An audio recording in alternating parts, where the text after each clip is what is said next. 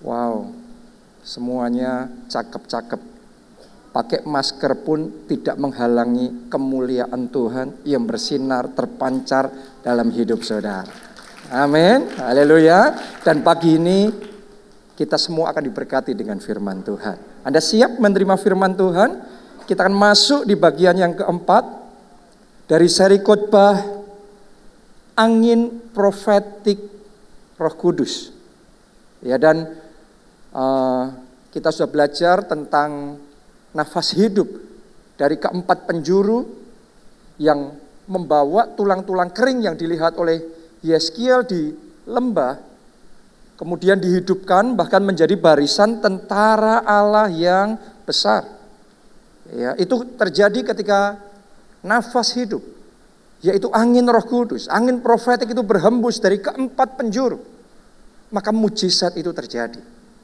Dan saya percaya ibadah ini bukan cuma rutinitas kita, tapi ini ibadah mujizat. Anda yang mengikuti ibadah ini dengan hati yang siap, Anda tidak akan terlewatkan. Di ibadah ini juga kuasa Tuhan akan dimanifestasikan, mujizat jadi dalam hidup saudara. Amin. Anda percaya? Ya. Kita sudah belajar tentang angin utara Roh Kudus, kemudian angin selatan Roh Kudus. Hari ini saya akan bagikan kepada saudara tentang angin barat Roh Kudus. Angin barat yang membawa pengampunan. Mari kita baca di dalam Keluaran 10 ayatnya yang ke-14 sampai ayat yang ke-19. Ini kisah ketika Tuhan menulai Mesir. Ya, dengan 10 tulah yang terkenal. Tulah pertama, tulah kedua, tulah ketiga, dan yang kita akan baca kali ini adalah tulah yang ke-8. Ya, jadi saking bandelnya Firaun Mesir ini saudaraku, jadi gak kapok-kapok. Ini sampai di tulah yang ke-8. Mari kita lihat apa yang terjadi. Ditulis begini. Datanglah belalang meliputi seluruh tanah Mesir dan hinggap di seluruh daerah Mesir sangat banyak. Sebelum itu tidak pernah ada belalang yang demikian banyaknya, dan sesudah itu pun tidak akan terjadi lagi yang demikian. Jadi waktu itu ada tulah yang melanda seluruh Mesir, yang belum pernah terjadi yang kayak gitu, dan setelah itu pun juga tidak pernah terjadi lagi.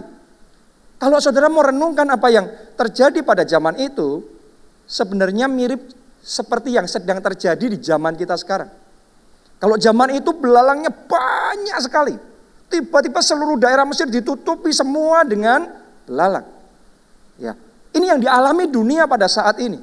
Wabah yang baru dimulai akhir tahun 2019 ini tiba-tiba merebak ke seluruh penjuru dunia, ke hampir semua negara atau mungkin semua negara di dunia dengan sangat cepat sekali. Penyakitnya sangat menular, banyak sekali korban yang berjatuhan. Itu yang terjadi di Mesir pada waktu itu. Mirip seperti yang sedang melanda dunia pada zaman kita sekarang ini. Mari kita lanjutkan pembacaan kita. Ayat 15. Belalang menutupi seluruh permukaan bumi sehingga negeri itu menjadi apa? Gelap olehnya. Tadinya terang. Kalau terang itu indah. Tapi karena ditutupi sama belalang, semua yang indah hilang. Semuanya menjadi apa? Gelap. Ya, kalau saudara perhatikan saat ini kegelapan, kekelaman sedang menutupi bumi. Hidup banyak orang jadi gelap rasanya. Tadinya terang, tadinya indah, tadinya colorful, berwarna, tapi sekarang gelap semua. Tadinya orang kalau pergi, ya hidup rasanya asik, enjoy. Ya, berapa banyak orang sebelum pandemi ini setiap kali pergi cepret. Di mana-mana pergi foto, ya. Makanan difoto. Traveling, foto-foto, pasang ke Instagram. Waduh, rasanya hidupnya enjoy, hidupnya menyenangkan, hidupnya berwarna, asik sekali. Sekarang mau pergi saja harus tes macam-macam. Harus ada surat macam-macam. Ya, sekarang nggak lagi sebebas seperti dulu. Ya, dulu wah, yang perempuan dandan kelihatan cantik-cantik. Sekarang ketutupan masker semua, saudaraku. Jadi ini yang terjadi di Mesir pada waktu itu, semuanya jadi gelap. Terang jadi gelap, yang indah jadi gelap. Mari kita lanjutkan. Belalang memakan habis segala tumbuh-tumbuhan di tanah. Bukan cuma tumbuhannya, perhatikan, dan segala apa? Buah-buahan pada pohon-pohon yang ditinggalkan oleh hujan es itu tulah sebelumnya, hujan es. Sehingga tidak ada tinggal lagi yang hijau pada pohon atau tumbuh-tumbuhan di padang di seluruh tanah Mesir. Jadi tumbuhannya dihabisi, buah-buah yang dihasilkan tumbuhan itu juga dihabisi. Habis semuanya. Ini keadaan yang mirip seperti dunia kita sekarang ini. Gara-gara wabah, gara-gara virus yang satu itu, saudaraku, dunia semuanya diporak-porandakan secara pekerjaannya, secara dunia usaha. Ya, ekonominya diremuk-redamkan. Berapa banyak orang kehilangan pekerjaannya. Berapa banyak orang kena PHK, dirumahkan atau dikurangi salary-nya. Berapa banyak pengusaha yang mengalami kerugian yang sangat masif. Drop semua omsetnya, ya remuk redam penghasilannya. Jadi pekerjaannya habis-habisan, secara keuangannya juga porak-poranda. Berapa banyak orang yang saat ini sedang drowning into debt. Yang sedang tenggelam di dalam beban hutang yang sangat besar. Mirip seperti yang terjadi di Mesir pada waktu itu, tulah yang ke-8 ini. Mirip seperti yang sedang dialami oleh dunia pada saat ini. Ya, jadi saudara perhatikan baik-baik. Karena saya percaya Tuhan mau membuat perbedaan di dalam hidup anak-anaknya. Dan saya percaya orang-orang yang ada di tempat ini, Tuhan akan melakukan sesuatu yang ajaib dalam hidup saudara. Saat dunia dalam kegelapan, tapi saudara akan mengalami terang kemuliaan Tuhan yang luar biasa. Saat dunia dihabisi semuanya, tapi Anda akan keberkatan, Anda akan kelimpahan. Saya tahu yang saya katakan, saya tidak sekedar ngomong indah, tapi saya sedang melepaskan kuasa Tuhan. Dan kalau saudara percaya, mulai hari ini tingkap-tingkap langit itu akan terbuka dan berkat sampai berkelimpahan akan dicurahkan dalam hidup saudara. Terima itu dalam nama Yesus. Amin. Ya, yes, Tuhan kita bisa membuat perbedaan itu. Mari kita baca ayat yang ke-16. Apa yang terjadi, apa yang dilakukan oleh Firaun, oleh Mesir ketika mereka mengalami semuanya itu. Maka segeralah Firaun memanggil Musa dan Harun serta berkata, aku telah berbuat dosa terhadap Tuhan Allahmu dan terhadap kamu. Oleh sebab itu, apa katanya? Ampunilah. Ampunilah kiranya dosaku untuk sekali ini saja, dan berdoalah kepada Tuhan Allahmu itu supaya bahaya maut ini dijauhkannya daripadaku. Jadi yang dilakukan oleh Firaun ketika mengalami semuanya itu adalah minta ampun. Ini bukan minta ampun yang pertama. Ini sudah kesekian kalinya dia terus bolak-balik kayak gitu. Kadang-kadang orang berpikir kalau sudah kayak gitu akan dihabisi aja. Tapi ternyata sampai di titik ini pun Tuhan masih mendengar. Tuhan masih memberi kesempatan. Tuhan masih mengampuni dia. Saya mau ngomong sama saudara, yang minta ampun ini bukan sekedar orang baik terus minta ampun. Ini Firaun. Zaman itu lambang kegelapannya. Saudaraku, dia yang minta ampun, tapi Tuhan ampuni dia. Karena Allah kita setia dan adil. Kalau saudara mengaku dosa dan minta ampun, dosa-dosamu dihapuskan. Jadi kalau hari ini saudara datang sama Tuhan, saudara minta ampun, saya mau ngomong sama saudara, dosamu diampuni. Jangan izinkan iblis mengintimidasi saudara ngomong, kamu ngapain beribadah? Kamu ngapain berdoa? Kamu ngapain minta ampun sama Tuhan? Paling nanti jatuh lagi, paling nanti salah lagi. Kamu sudah berapa kali ngelakuin hal itu? Percuma semuanya. Saya mau ngomong sama saudara, kalau Anda sungguh-sungguh bertobat, Anda minta ampun sama Tuhan, hari ini juga dosa saudara diampuni. Pelanggaran saudara dihapuskan. Karena dia Tuhan yang mengasihi kita. Dia Tuhan yang sayang sama kita. Firaun diampuni, saudara juga diampuni. Ya, sampai sejauh itu Firaun pun tetap dikasih kesempatan, Anda juga diberi kesempatan. Amin. Jadi jangan dengarkan intimidasi iblis yang ngomong percuma berdoa, percuma beribadah, percuma melayani. No, tidak percuma. Karena Anda terima pengampunan yang dari Tuhan. Dan saya percaya ini yang saat ini sedang Tuhan kerjakan. Mari kita lihat apa berikutnya yang terjadi. Ayat 18. Lalu keluarlah Musa meninggalkan Firaun dan berdoa kepada Tuhan. Perhatikan saudaraku, ayat 19 ini penting, ini poinnya di sini. Maka Tuhan membuat apa yang terjadi? Angin bertiup dari jurusan sebaliknya, yakni angin mana? Angin barat. Semuanya katakan angin barat.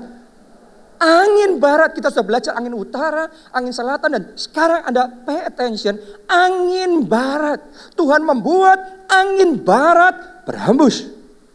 Ini yang membuat adalah Tuhan. Jadi ini bukan angin jasmani, ini angin profetik, ini angin ilahi, angin barat yang dari Tuhan. Angin barat Roh Kudus. Yang sangat kencang, lihat begitu angin barat itu berhembus, apa yang terjadi? Yang membawa belalang itu dan melemparkannya ke dalam laut teberau. Tidak ada satu belalang pun yang tinggal di seluruh daerah Mesir.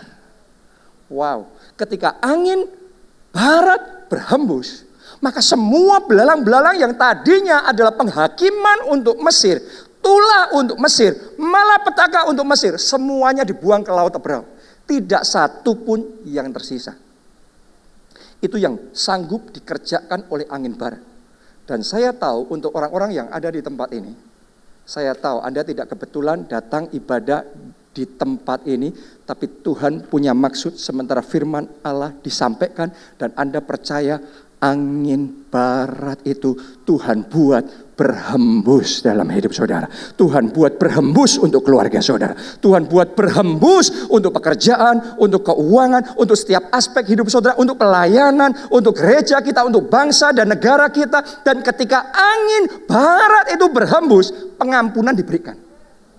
Anda harus ngerti, yang menyebabkan angin barat berhembus adalah minta ampun. Bertobat. Tadi kita sudah belajar. Dimulai dari Firaun minta ampun, Firaun bertobat, maka Tuhan menyebabkan angin barat berhembus. Dan ketika angin barat itu berhembus, tulah yang terjadi dibatalkan. Malapetaka yang sedang menimpa mereka dilenyapkan. Kutuk yang sedang menjalani seluruh tanah Mesir dibatalkan. Ketika angin barat berhembus. Dan angin barat berhembus itu dimulai dari pertobatan. Minta ampun sama Tuhan. Saya mau ngomong sama saudara. Akan ada orang-orang di tempat ini. Saya ngomong ini, saya deklarasikan terjadi dalam hidup saudara. Mulai hari ini, Anda yang tadinya selalu sial, akan dibalik hidup saudara. Jadi berhasil, beruntung, diberkati oleh Tuhan. Amin. Yang tadinya sakit-sakitan terus, mulai hari ini sehat. Mulai hari ini sehat, kuat, segar di dalam nama Yesus. Amin. Yang tadinya hidup di bawah kutuk terus menerus. Mulai hari ini kutuk dipatahkan. Kutuk kemiskinan dipatahkan. Mulai hari ini belenggu keuangan, belenggu hutang dihancurkan. Mulai hari ini tingkap-tingkap langit yang dibukakan dan berkat itu dicurahkan sampai berkelimpahan atas hidup saudara.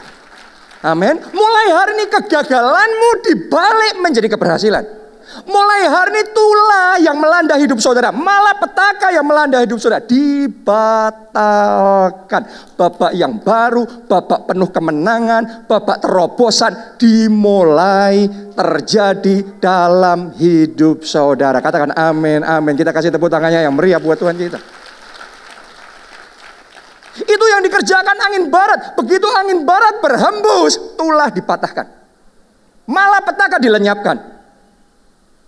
Begitu angin barat berhembus, pengampunan diberikan. Tapi semuanya itu kuncinya pertobatan. Jadi hari ini saya mau ngomong sama saudara, akan ada orang-orang dari mulai ibadah ini, hidupmu akan berubah. Hidupmu akan berbeda. Dunianya mungkin masih sama. Wabahnya mungkin masih terjadi di dunia. Kegelapan mungkin masih melanda. Resesi mungkin akan terjadi di dunia. Tapi saudara dan saya akan melihat terang kemuliaan Tuhan dinyatakan. Dan Yesaya 60 akan dibuat tergenapi dalam hidup saudara. Tapi untuk itu bisa terjadi, saudara hari ini ambil keputusan untuk bertobat. Untuk minta ampun sama Tuhan. Karena ada hal-hal terjadi dalam hidup kita. Kita ngalami yang dunia alami dan itu terus terjadi dalam hidup kita. Kadang-kadang ya ada seringkali ada bagiannya kita yang buka celah. Jadi kalau saudara sementara mendengarkan firman Tuhan ini, Anda arahkan hatimu sama Roh Kudus, Anda tanya, Tuhan saya salah apa? Tuhan saya salah yang apa? Dosa apa? Bisa jadi dosa perzinahan. Bisa jadi dosa tipu menipu. Karena Tuhan tahu, orang lain nggak tahu. Saya mungkin nggak tahu, saudara, apa yang masing-masing kita lakukan dalam kehidupan pribadi. Tapi Tuhan tahu. Kalau saudara mau mengalami perbedaan sama orang dunia kegelapan, kita mengalami terang. Orang dunia resesi, orang dunia kekurangan, tapi kita keberkatan. Maka cara hidup kita juga nggak boleh sama dengan orang dunia. Mereka hidup di dalam kegelapan, mereka hidup di dalam dosa. Mereka hidup di dalam semua pelanggaran itu. Saudara dan saya hidup di dalam kekudusan. Saudara dan saya hidup dalam kemurnian. Kita harus hidup di dalam integritas. Kita harus hidup di dalam perkenanan Tuhan. Karena itu buka hati. Tanya sama Tuhan, Tuhan saya salah apa? Apa yang harus saya bertobat? Jangan-jangan saya melakukan kesalahan. Karena kadang-kadang hal tertentu terjadi terus-menerus dalam hidup kita. Karena kesalahan kita, dosa kita juga. Coba saudara teliti. Kok kita bisa sampai tenggelam dalam keuangan seperti itu?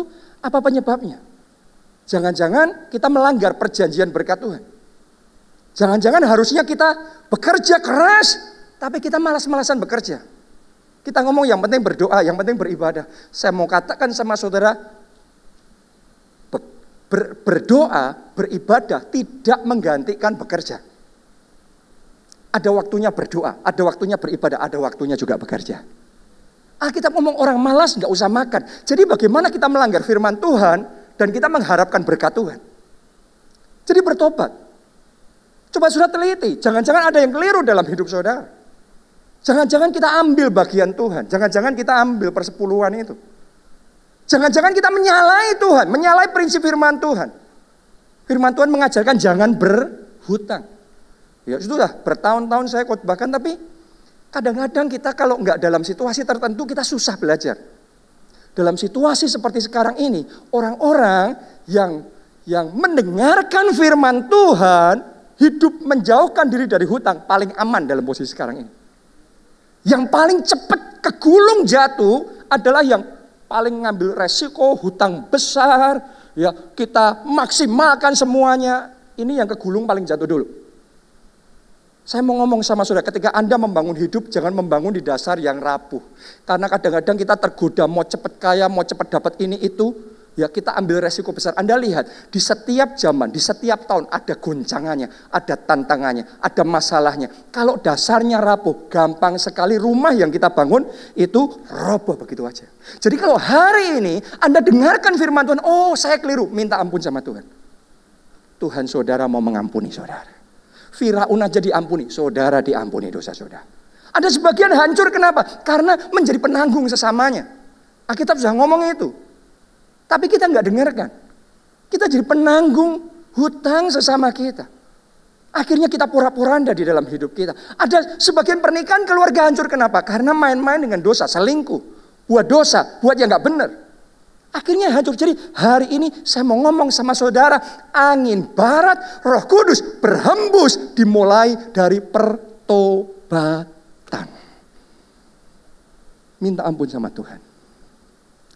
Kalau Firaun diampuni, Anda juga diampuni. Apapun dosa saudara, segelap apapun pelanggaran dan kesalahan saudara, saya mau katakan sama saudara, hari ini dosa saudara diampuni. Dan ketika pengampunan itu diberikan, angin barat berhembus.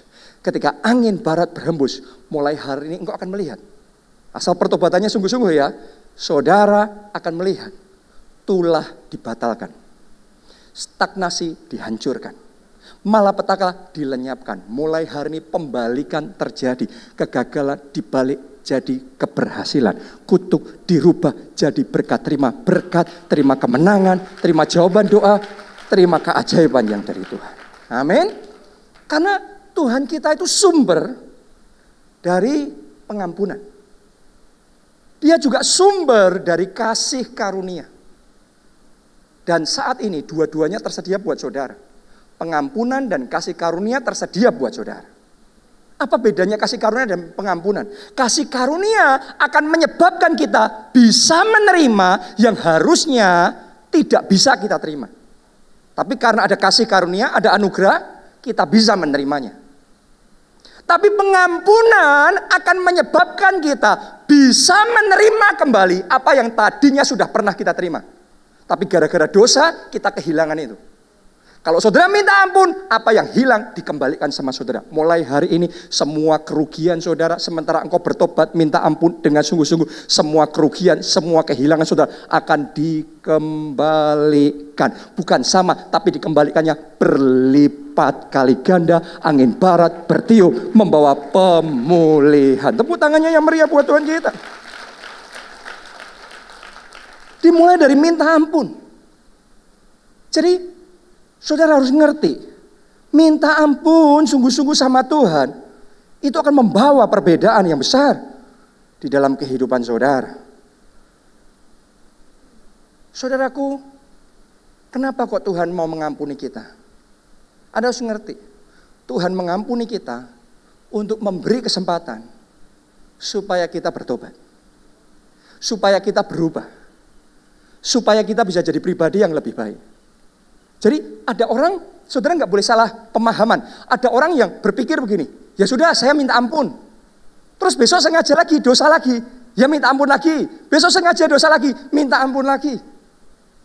Saya mau ngomong sama saudara, kita bisa menipu manusia, kita tidak bisa menipu Tuhan. Pertobatan yang ada dalam hati kita, Tuhan tahu itu pertobatan sejati apa tidak. Ada orang bukan pertobatan sejati, tapi istilahnya tomat. Tobat terus kumat. Ya. Jadi tobat sebentar, setelah itu cepat kumatnya. Terus kayak gitu terus. Tahukah saudara, kalau Tuhan melihat kita melakukan seperti itu yang Alkitab sebut sebagai menghina roh kasih karunia. Saudara harus bisa membedakan, pengampunan yang Tuhan berikan bukan izin untuk berbuat dosa. Ada orang dengar pengajaran tentang anugerah yang salah. Anugerah, dipikir anugerah adalah izin berbuat dosa. Saya mau ngomong, anugerah pengampunan bukan izin berbuat dosa, tapi kesempatan yang Tuhan berikan supaya kita bisa berubah jadi pribadi yang lebih baik. Memang mungkin ketika saudara diampuni dosa saudara, Anda nggak langsung bisa berubah jadi pribadi yang lebih baik. Mungkin gagal lagi, jatuh dalam dosa lagi, minta ampun lagi, Tuhan ampuni lagi. Gagal lagi, jatuh dosa lagi, minta ampun, Tuhan ampuni. Tapi Tuhan lihat hati saudara, ada nggak kesungguhan? Karena akan ada waktunya. Ada waktunya. Firaun nggak sekali salah, minta ampun terus kemudian dihabisin. No, ada waktunya. Tuhan kasih kesempatan. Dan saya tahu untuk saudara semua yang ada di tempat ini kesempatan masih tersedia. Dan kesempatan itu saudara gunakan sebaik mungkin. Karena pengampunan dari Tuhan adalah kesempatan berubah jadi pribadi yang lebih baik. Saya berdoa di sini semuanya, yang bapak-bapak, jadi suami yang lebih baik. Ibu-ibu jadi istri yang lebih baik. Kita belajar jadi anak yang lebih baik. Jadi orang tua yang lebih baik. Boleh katakan amin, saudaraku.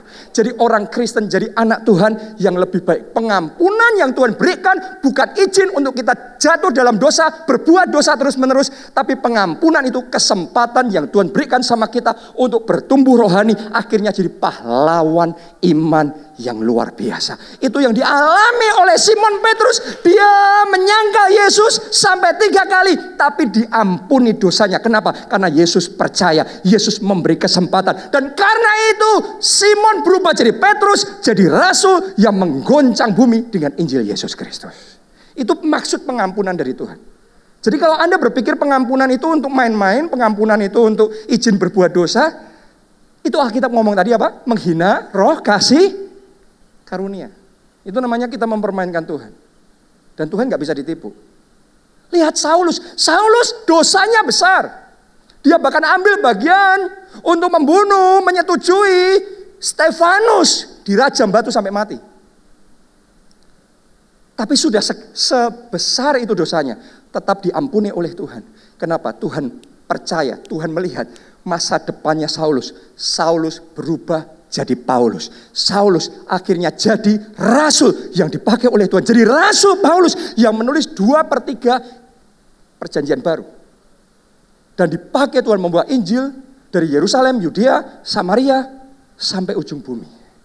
Saya percaya dari tempat ini mulai hari ini ada pertobatan yang sejati, ada perubahan yang nyata, ada pahlawan-pahlawan iman yang sedang dibangkitkan, ada orang-orang Kristen dengan roh yang berkobar-kobar, menyala-nyala untuk melayani Tuhan, memperluas kerajaan Allah sampai kerajaan Allah ditegakkan di bumi seperti di surga. Tepuk tangannya yang paling meriah buat saudara. Ada pengampunan, ada pengampunan, ada pengampunan. Dan hari ini angin barat berhembus. Ketika angin barat berhembus, semua tulah yang ada dalam hidup saudara dibatalkan mulai hari ini. Anda akan melihat bagaimana tangan Tuhan dinyatakan dalam hidup saudara. Dan mari kita lihat bagaimana Tuhan mau memulihkan kita. Mazmur 103 ayat 8-14. Tuhan adalah penyayang dan pengasih. Katakan amin, saudaraku. Panjang sabar dan apa? Berlimpah kasih setia. Tidak selalu ia menuntut dan tidak untuk selama-lamanya ia mendendam. Tidak dilakukannya kepada kita setimpal dengan dosa kita. Tidak dibalasnya kepada kita setimpal dengan kesalahan kita. Kalau itu yang terjadi, habislah kita. Habislah saya. Gak mungkin saya bisa ada di sini. Kalau Tuhan membalas setimpal dengan dosa kesalahan saya. Anugerah Tuhan lebih besar. Kasih karunia Tuhan lebih besar. Ayat 11, tetapi setinggi langit di atas bumi. Demikianlah besar setianya atas orang-orang yang takut akan Dia. Sejauh timur dari barat, demikian dijauhkannya daripada kita pelanggaran kita. Kalau dari sini saudara menuju ke barat, sama dari sini menuju ke timur, ketemu enggak? Enggak, artinya titik paling jauh itu barat sama timur. Sejauh itu Tuhan membuang dosa-dosa saudara. Jadi kalau Tuhan sudah mengampuni, tidak diungkit-ungkit lagi. Diampuni, dosamu dihapuskan. Tidak diingat-ingat lagi. Amin. Seperti itu Tuhan mengampuni kita. Ayat 13, seperti Bapa sayang kepada anak-anaknya. Demikianlah Tuhan sayang kepada orang-orang yang takut akan Dia. Sebab Dia sendiri tahu apa kita. Dia ingat bahwa kita ini debu. Saudara dan saya diangkat jadi anak-anaknya. Dan seperti Bapak sayang sama anaknya, Tuhan sayang sama saudara. Masih ingat gak kisah perumpamaan yang diceritakan Tuhan Yesus tentang anak bungsu yang terhilang? Ini anak bungsu ini bandelnya luar biasa. Ini sudah dinasehati kayak gimana pun keras kepala, nekat terus. Disobey, gak taat sama bapaknya. Bahkan meninggalkan pergi jauh dari bapaknya, dari rumahnya, dari keluarganya. Di tempat yang jauh dia foya-foya. Dia main gila dengan pelacur. Dia hidup ngaco. Semuanya dia hambur-hamburkan harta warisannya. Dan sampai di satu titik jatuh semuanya. Habis semuanya. Saudara jangan berpikir bahwa kalau orang berbuat dosa, langsung seketika itu juga ada akibat dosa. Ada waktunya berbuat dosa, ada waktunya konsekuensi dosa. Begitu konsekuensi dosa terjadi, datang, akhirnya semuanya remuk redam. Sepertinya sudah nggak ada harapan lagi buat anak bungsu ini. Mungkin di antara saudara di sini ada yang sempat jauh dari Tuhan. Anda meninggalkan Tuhan, Anda meninggalkan pelayanan. Mungkin yang mendengarkan secara online, ada di antara saudara yang sekian lama saudara sudah nggak lagi untuk beribadah, doa, baca Alkitab. Saudara jauh dari Tuhan. Dan sementara Anda jauh dari Tuhan, orang kalau jauh dari Tuhan gampang tergoda jatuh dalam dosa. Satu-satunya aman dari dosa, Anda dekat sama Tuhan. Kalau jauh dari dosa, jauh dari Tuhan, gampang dekat sama dosa. Dan akhirnya mungkin saat ini saudara sedang menghadapi konsekuensi itu dalam hidup saudara. Konsekuensi dosa. Dan Anda pikir sudah nggak ada harapan. Karena sudah habis semuanya. Tapi Alkitab mencatat. Ketika anak bungsu itu. Dia bertobat. Dia datang balik sama bapaknya. Dia minta ampun. Dia berpikir paling tidak aku diterima sebagai pegawai aja masih nggak apa-apa. Yang penting aku bisa makan. Yang penting aku bisa hidup. Tapi bapaknya kalau mengampuni. Itu sungguh-sungguh mengampuni. Bukan cuma diampuni, diterima sebagai pegawai. Apalagi dimarah-marahin. Tapi bapaknya rangkul dia, peluk dia, pulihkan dia, kasih jubah yang baru. Dibuat pesta yang sangat besar. Karena kata bapaknya, anakku yang hilang sekarang sudah kutemukan kembali. Yang tadinya mati, sekarang hidup kembali. Seperti bapak sayang sama anaknya, demikian Tuhan sayang sama saudara. Jadi saat ini kalau saudara minta ampun sama Tuhan, saya mau ngomong sama saudara, mungkin saudara sudah ngelakuin hal yang gila. Saya nggak tahu kenapa ya, kok tiba-tiba di hati saya kayak muncul satu kata. Saya nggak tahu apakah ada di sini, tapi nggak perlu angkat tangan. Kata aborsi muncul. Mungkin ada yang di antara saudara pernah melakukan aborsi itu dan itu jadi kayak momok terus-menerus menghantui dan mengintimidasi hidup saudara. Saya mau ngomong sama saudara, kalau hari ini Tuhan melihat hati yang benar-benar hancur, mau bertobat sungguh-sungguh dan minta ampun. Saya mau katakan, Bapakmu di surga tetap mengasihi, mau mengampuni saudara, menerima apa adanya, bahkan memulihkan. Anda datang sama Tuhan, pemulihanmu dimulai hari ini. Angin barat dari Roh Kudus yang membawa pengampunan mulai berhembus dalam hidup saudara. Dan semua tulah, semua kutuk, semua konsekuensi dosa mulai saat ini dibatalkan. Mulai minta ampun sama Tuhan. Tuhan yang ampuni kita tuh sungguh-sungguh. Kita baca Yunus 4 ayat yang ke-11. Kisah tentang orang-orang Niniwe. Bagaimana tidak, aku akan sayang kepada Niniwe. Kota yang besar itu. Zaman itu Niniwe, kota metropolitan terbesar. Yang berpenduduk lebih dari 120.000 orang. Zaman itu ribuan tahun yang lalu saudaraku, ini the biggest city-nya. Ya, ini kota terbesarnya, metropolitan paling topnya. Tapi saudara lihat, ditulis begini. Yang semuanya tak tahu membedakan tangan kanan dari tangan kiri. Dengan ternaknya yang banyak. Jadi ini orang-orang yang secara dunia, secara materi luar biasa. Tapi nggak tahu membedakan tangan kanan sama tangan kiri. Nggak bisa membedakan yang benar sama yang salah. Nggak bisa ngerti, nggak bisa membedakan cara bisnis yang benar dan yang salah. Yang berkenan dan yang tidak berkenan di hadapan Tuhan. Nggak bisa membedakan. Government officialnya, pejabat pemerintahnya nggak bisa membedakan. Berpolitik yang benar sama yang salah. Ya, ada begitu banyak penyimpangan terjadi. Ada begitu banyak penyimpangan seksual yang terjadi. Saudara harus tahu di Niniwe itu disebut City of Blood. Kota darah, karena begitu banyak darah yang ditumpahkan. Mereka itu bangsa Assyria yang sangat sadis sekali. Kalau perang ngeri sekali. Dipenggal-penggal kepalanya musuhnya saudaraku. Itu ibu hamil saja bisa dibelah begitu rupa. Itu Itu ngeri. Anak-anak mereka bisa dipersembahkan sama dewa-dewa mereka.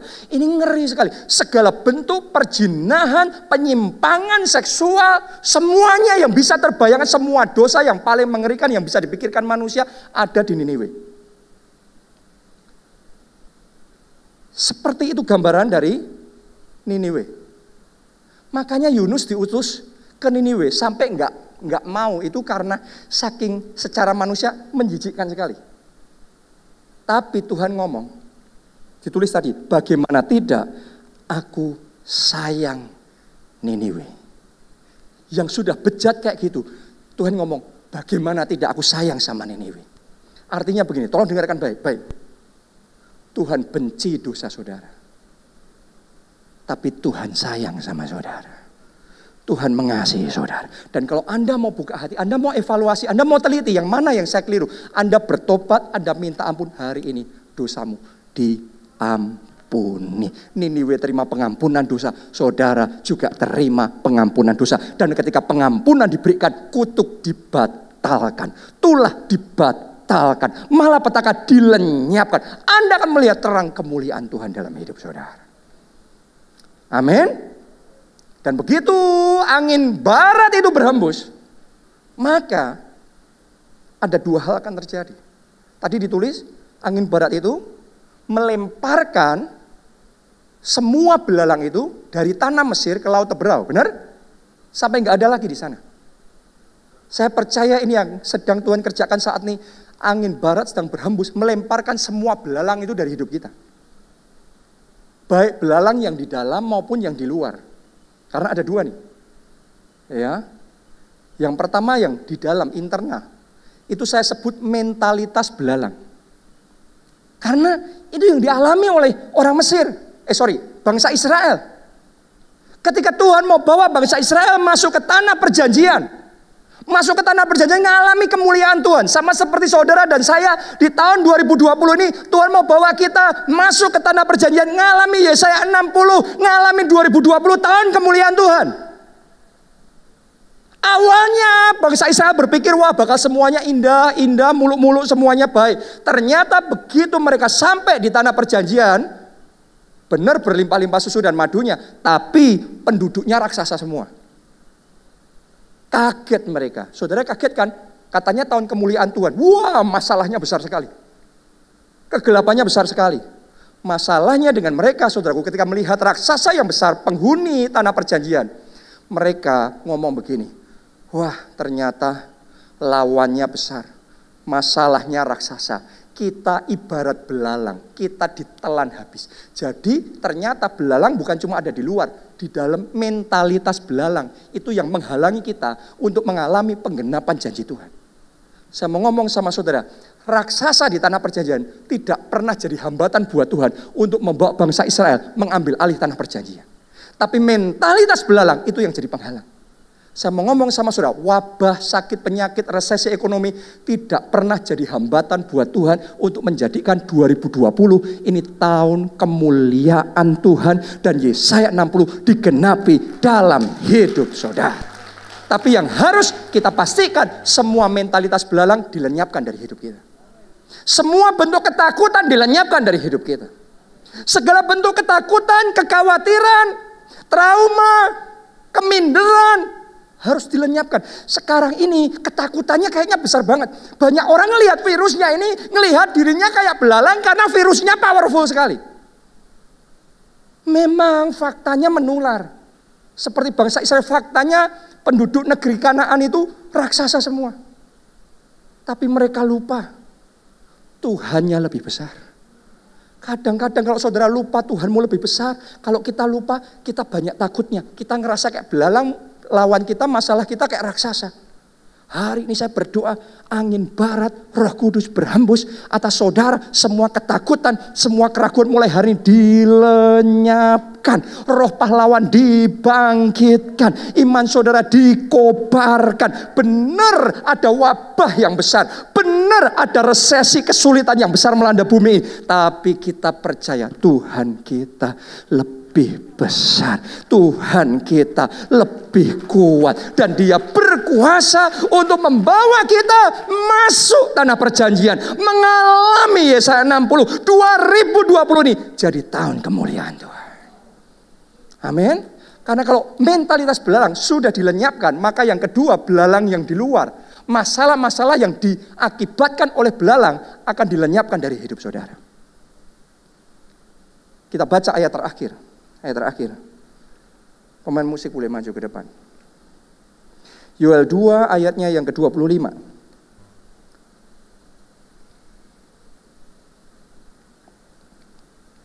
Aku akan memulihkan kepadamu tahun-tahun.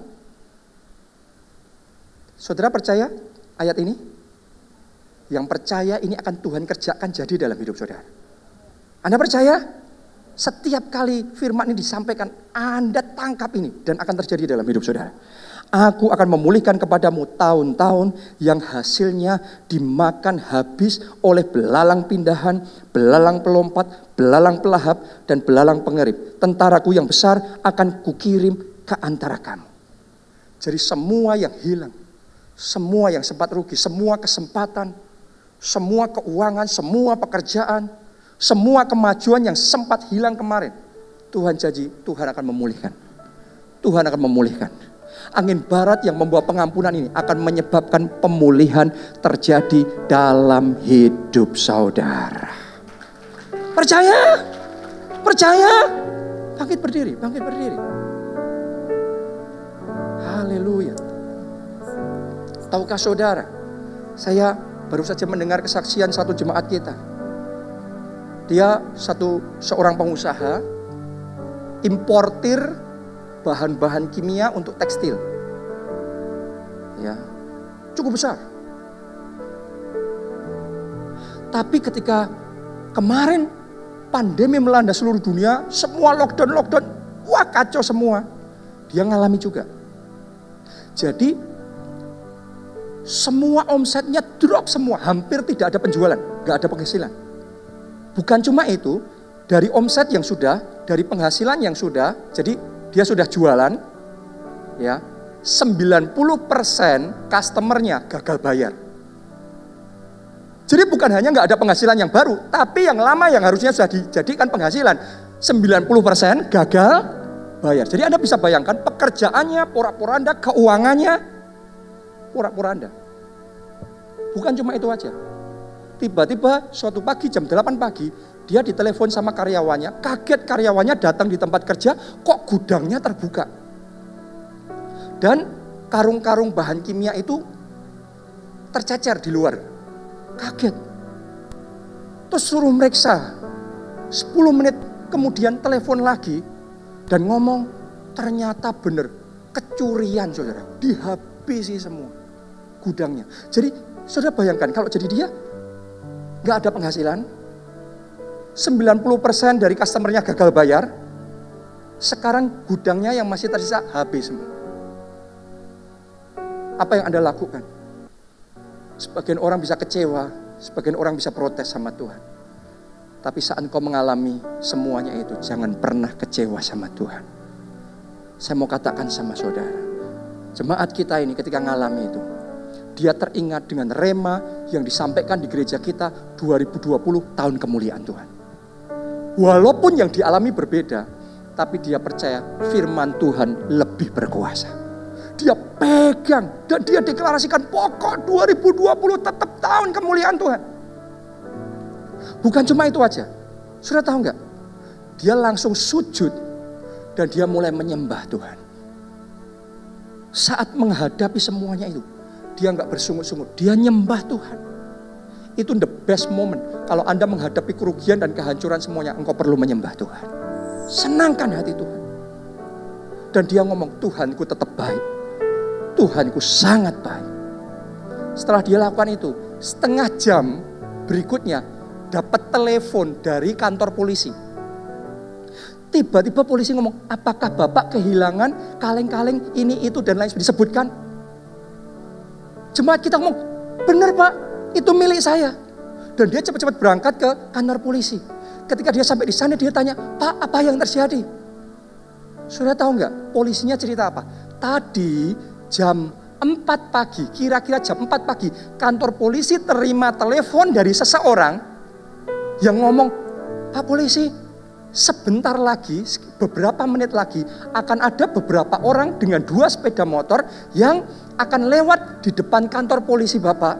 Itu pencuri Pak, tolong ditangkap Pak. Dan karena itu polisinya siap-siap bener lewat, ditangkap saudara. Ditangkap.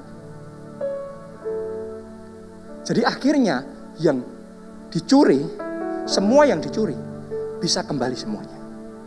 Ajaibnya begini, ketika setelah selesai itu, polisinya dan jemaat kita ini berusaha menghubungi orang yang menelepon tadi, nggak ketemu, nggak tahu orang itu siapa, nomornya dihubungi, tidak terdaftar. Siapa itu? Siapa? Sampai hari ini nggak tahu siapa itu. Saya percaya itu malaikat Tuhan yang diutus oleh Tuhan untuk berjaga-jaga buat umatnya. Wow, wah dia bersyukur, thank you Jesus. Ternyata gak berhenti sampai di situ. Bukan hanya yang hilang dipulihkan, tapi dia ngomong beberapa minggu setelah itu, semua kerugiannya, semua pekerjaannya yang tadinya remuk redam, tiba-tiba Tuhan kerjakan pemulihan. Ada angin yang berhembus, angin Roh Kudus yang berhembus, yang membuat pemulihan. Bahkan sekarang ini pekerjaannya dibuat Tuhan 3 kali lipat lebih besar dibandingkan sebelum pandemi. Bukan hanya dipulihkan sama, dipulihkan 3 kali lipat sampai hari ini. Saya berdoa akan lebih-lebih lagi di bulan-bulan berikutnya. Wow, Anda yang kerugian, Anda yang kehilangan banyak, jangan bersungut-sungut, jangan protes, sembah Dia. Minta ampun, bertobat dengan sungguh-sungguh, Anda akan melihat kemuliaan Tuhan. Dia ngomong gak cuma berhenti sampai di situ aja. Istrinya juga sama. Istrinya bisnisnya adalah buat gaun pengantin, ya. Jadi apa tuh namanya, payet-payet banyak dan lain sebagainya buat gaun pengantin. Tapi kan saudara ngerti kemarin waktu di PSBB semua acara pernikahan batal semua, cancel semua. Waduh, dia bingung gimana ini. Sudah tahu nggak? Tiba-tiba Tuhan kasih hikmat sama mereka buat masker. Tapi tidak masker yang seperti kebanyakan orang lain buat. Buat masker fashion.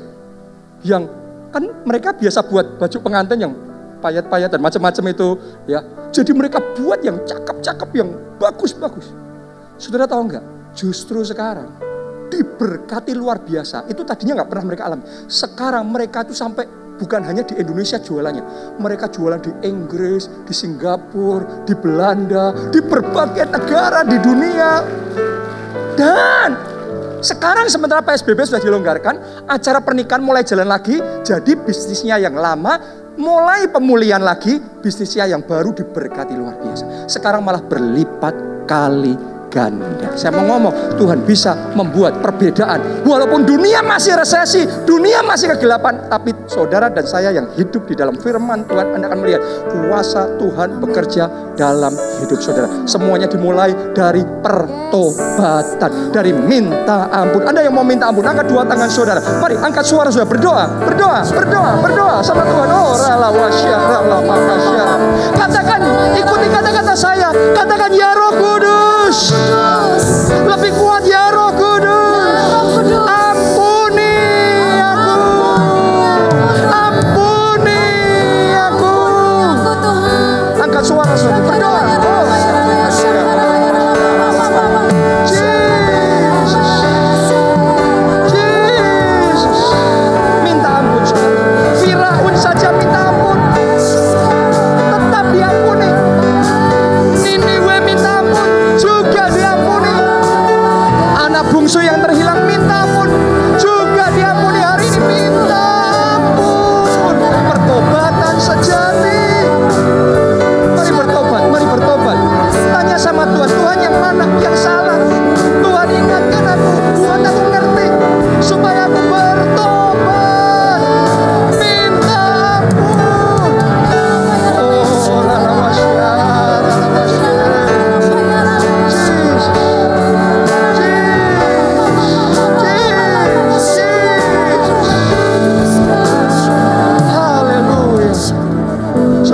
bertobat dan minta ampun dengan sungguh-sungguh.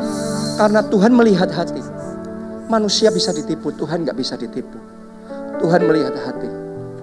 Kalau ada pertobatan sejati, saya mau katakan, angin barat akan berhembus. Dan ketika angin barat berhembus, tulah dibatalkan, kutuk dibalik jadi berkat. Oh, saya berdoa itu yang akan terjadi dalam hidup. Angkat dua tangan saudara, saya mau deklarasikan hal ini terjadi dalam hidup saudara. Sementara engkau bertobat, sementara engkau minta ampun, saat ini juga aku deklarasikan angin barat, angin Roh Kudus berhembus ya dalam hidupmu, berhembus. Pengampunan diberikan, pemulihan terjadi saat ini dalam nama Yesus. Segala bentuk tulah dibatalkan, segala bentuk kutuk yang ada dalam hidup saudara dibalik, kutuk dibalik jadi berkat. In the name of Jesus. Semua kesialan